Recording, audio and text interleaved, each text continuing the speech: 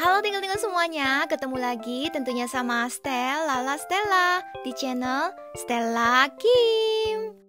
Nah langsung aja ya, hari ini Stella Kim bakal bahas Sin Bisao Season 5 Part 2 episode 6 atau episode 17.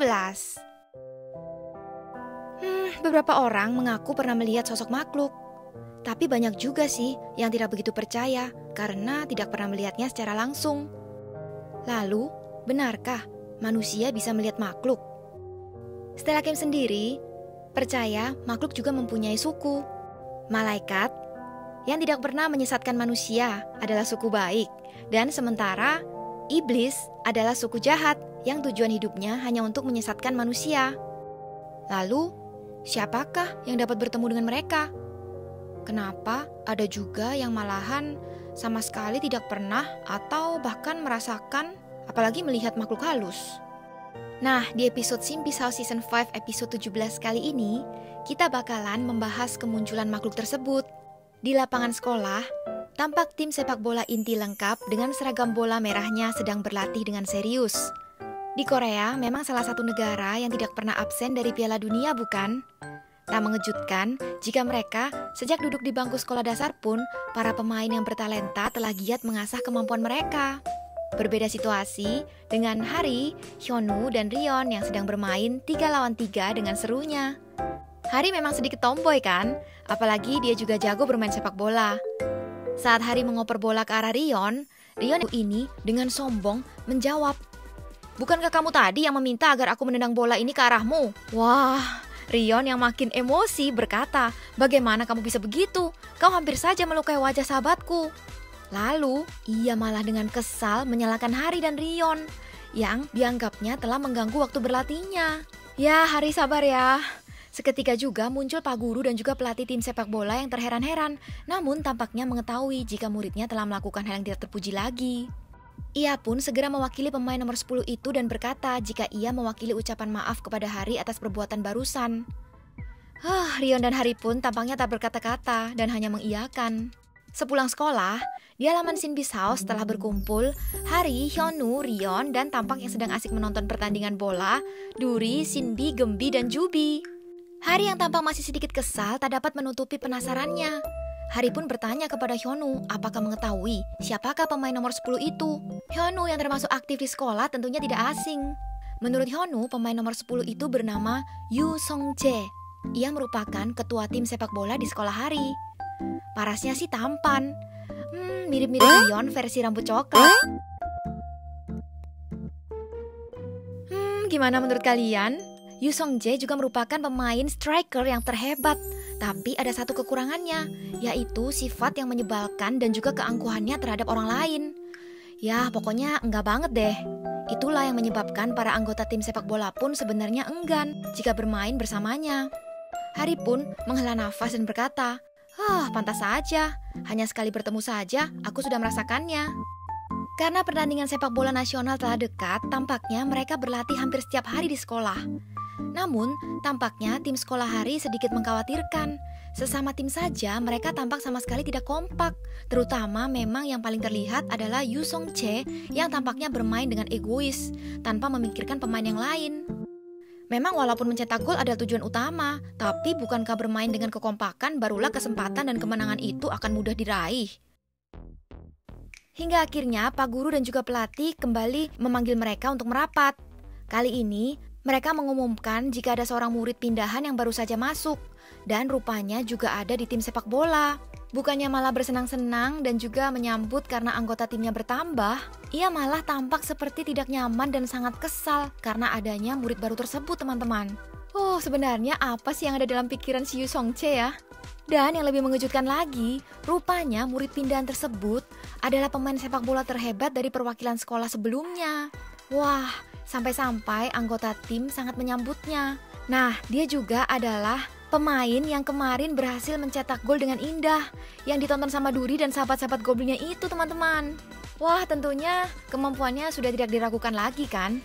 Ia pun langsung tahu dan menebak kalau posisinya adalah posisi striker, yaitu yang sama dengannya. Nah, sepertinya ia juga khawatir pada saat nanti pertandingan nasional, siapakah yang akan dikirim? Haruskah yang mewakili tetap dan terus berlatih agar lebih hebat? Bahkan terdengar juga dia mendesak Pak bermain sendiri.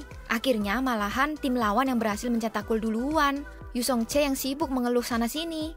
Ia malahan membuat pemain di timnya bingung dan tidak fokus. Sabar yang Stella Kim maksud adalah tidak menganggap diri paling hebat. Walaupun mungkin saat ini kamu memang yang terhebat, tapi di luar sana pasti ada yang lebih hebat. Karena sebuah kemampuan jika tidak diimbangi dengan latihan dan juga sifat dan karakter yang baik, pasti semua itu akan gagal. Setuju kan semuanya?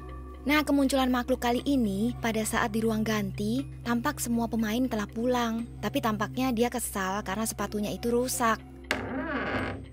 Lalu tiba-tiba dari ujung loker, pintunya terbuka. Ia pun terheran, berdiri dan menghampirinya.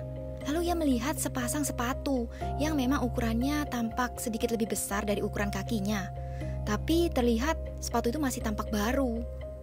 Akhirnya dia pun melihat di loker tidak ada namanya. Dia pun merasa karena sepatunya rusak, ya udah juga menjadi tim sepak bola di sekolah hari ini.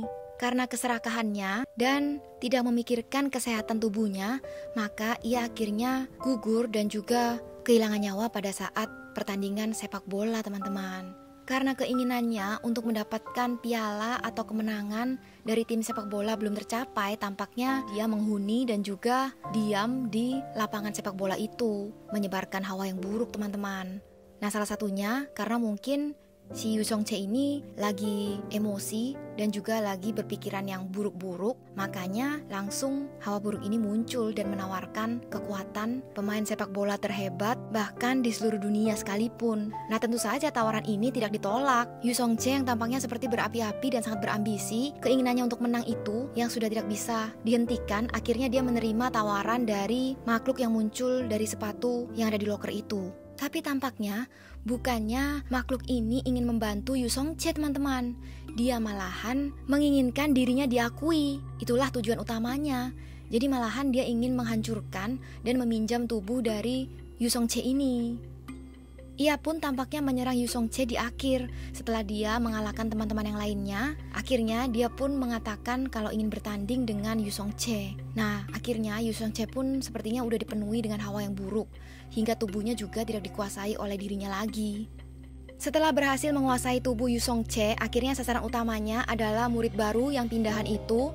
Dia juga menantang untuk melawannya. Dan karena kekuatannya itu bukanlah kekuatan manusia biasa, jadi dia melakukannya dengan kekuatan yang tidak baik, maka akhirnya melukai lawannya itu. Dan sampai akhirnya dengan sedih dan terpaksa, murid baru pindahan itu harus dirawat di rumah sakit. Wah, gawat nih kalau sampai ada apa-apa, kan dia tidak bisa main sepak bola lagi ya. Karena Yu Song-chae ini menggunakan kekuatan dari makhluk, akhirnya Hari dan teman-temannya tidak tinggal diam. Ia pun memanggil Shinbi. Shinbi pun tentunya udah siap dengan kawan-kawan makhluknya. Akhirnya mereka melawan, dan akhirnya tentunya dimenangkan oleh tim Hari. Hari pun melihat masa lalu dari makhluk sepak bola ini. Rupanya dia merupakan salah satu anggota pemain sepak bola yang juga ada di tim perwakilan sekolah dan merupakan sahabat dari pelatih sepak bola yang ada di sekolah Hari. Pelatih tim sepak bola itu pun menyerahkan medali kemenangan yang seharusnya pada saat itu mereka dapatkan bersama. Saat-saat terakhir ia kehilangan nyawanya, rupanya ia sempat mengoperkan bola kepada pelatih tim sepak bola di sekolah Hari. Sebenarnya pada saat belum mulai pertandingan, pelatih sepak bola itu sudah mengatakan apabila dia tidak kuat karena sedang sakit, lebih baik istirahat saja dan percayakan kepada tim mereka.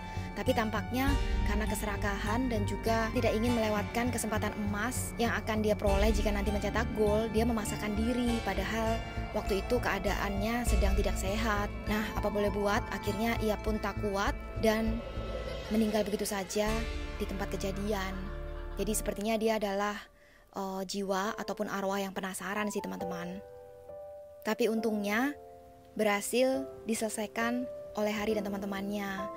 Ia pun tampak lega dan juga merasa perjuangannya tidak sia-sia. Tanpa ia ketahui, karena berkatnya pun timnya berhasil menang. Tampaknya di akhir cerita, tim sepak bola Hari dan teman-temannya ditambah dengan Yu Song-chae dan juga murid pindahan itu benar-benar sangat kompak. Nah, ini baru namanya tim sepak bola.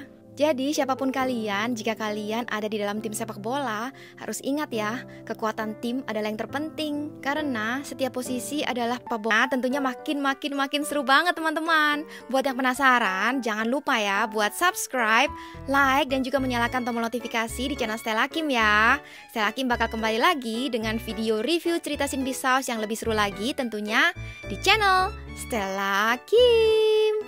Dan follow juga Stella Kim Official di Instagram, TikTok, Threads, dan Jepeto. Oh ya, jangan lupa juga mohon dukungannya.